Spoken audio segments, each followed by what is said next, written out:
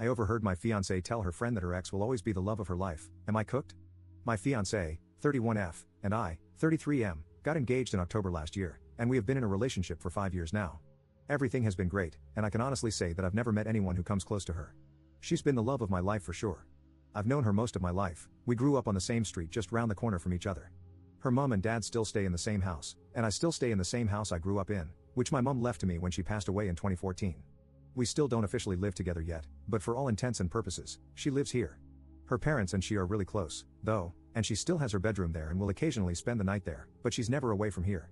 Anyway, this morning, I decided to take a walk down to the shops to buy some things, and as I was about halfway there, I realized I had forgotten my face mask. Masks are mandatory here in shops since July 10th. So, I had to walk back and get mine. When I walked in the door to grab the mask from the kitchen table, I heard her speaking loudly to someone on the phone in the living room. She said, "Yeah, but David will always be the love of my life." David is her ex-boyfriend. I don't know a great deal about him, but I know they were in a relationship for 2 years, and it ended a year before we started dating. He also dumped her. I just grabbed my mask and walked back out. Just as I got to the shops, I felt weird, and I had to sit down as my mind was going in 1,000 different directions. I eventually got back home, and I immediately told her I felt sick and sent her back to her parents' house, as I didn't want her around while I was ill. I'm lying in my bed now, wondering what to do, to be honest. I know she didn't do anything wrong. It's not like she cheated on me or intentionally went out of her way to hurt me, but what's heard can't be unheard. She basically said that the person she's agreed to marry doesn't match up to an ex she hasn't been with for 6 years.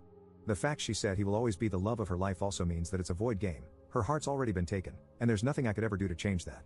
Also, what would happen if he did come back into her life? You can't turn down the love of your life when they come calling, and I'd be dumped quicker than yesterday's leftovers. So what do I do? Tell her I was eavesdropping on her and heard her say that? Just end the relationship for a completely vague reason? Swallow my pride and pretend I didn't hear it? Everything has been wonderful, but there's no way on this earth I want to be someone's second choice, especially when her ex is the one on her mind that she obviously would be with if she could. I'm thinking about just saying it's not working between us. Update 1. I was going to update sooner, but I've spent the last 3.5 days drinking my feelings away, so my apologies. But I'll warn you, this is not a good update.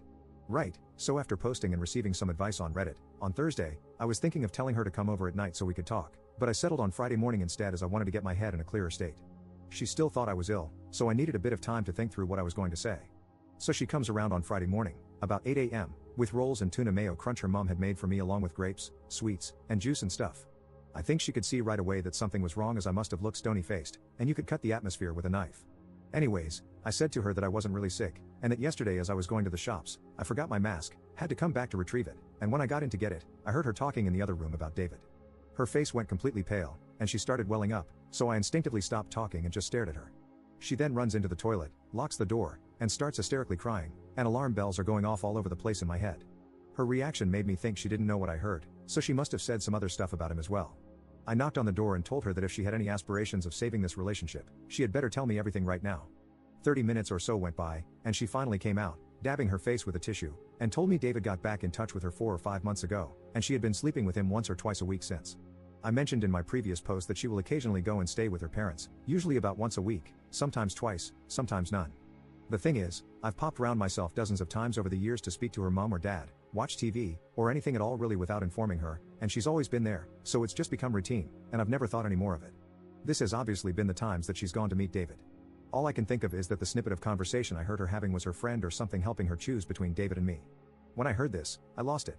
I kicked her out, grabbed handfuls of her stuff, put it in bin bags, and threw it out the door into the front garden. She's still standing there, by the way. I then grabbed my garden hose and drenched the bags with it. I'm not proud of that, it was extremely petty, and in hindsight, I should never have done that. At this point, she ran round to her house, and about a minute later, her dad comes rampaging round, screaming. Her dad and I end up rolling around the front garden fighting, at about 9 a.m. in the morning no less. Police showed up, and half the street was out because of the commotion. Afterward, I blocked her on everything and went to my friend's house where 3 of us spent the weekend and Monday drinking. When I got back to the house this morning, I noticed she had been back in the house at some point. She had made the beds, done the washing, and ironed. I have no idea why she did this. As I'm writing this, she's tried to get in again. I haven't been able to change the locks yet, so I put the door chains on the front and back door, and I heard the chains clanging as she tried to get in. There's also a note that she's put through the door. I don't even want to read it right now. I'm too hurt, hungry, and hungover to even think about what she has to say. Update 2. Since everything that has happened, things have taken a turn for the worse. As many of you mentioned I should do, I sent an email to her father, explaining my side of the story and apologizing for taking things public and embarrassing his daughter, but as I said previously, I acted instinctively. I didn't apologize for fighting him as I was reacting to him coming at me. He basically told me to screw off and accused me of biting his ear for some reason. So that's what was stuck in my teeth. I joke, of course, if you don't laugh, you'll cry. About a week ago, I went outside to find my car keyed right down from the passenger side wing mirror round to the boot. Last Sunday, I was walking down the road to meet a friend at the Arches, a place where we occasionally hang out and walk from an arched bridge, and as I was turning the corner, a friend of a friend called me a disgrace. I asked how I am a disgrace, and she told me that I'm a disgrace for beating up my ex-fiancée. Let's just be clear here, I've never laid a finger on her in my life. Either her father, or someone else is perpetuating this lie, and me throwing her stuff out and hosing it has obviously given this an authenticity.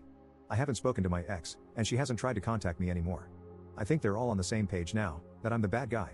I've got the ball rolling in putting my house up for sale, I can't live here anymore. I wish I still had my mom to lean on, she would make things better. Sorry for the crappy update.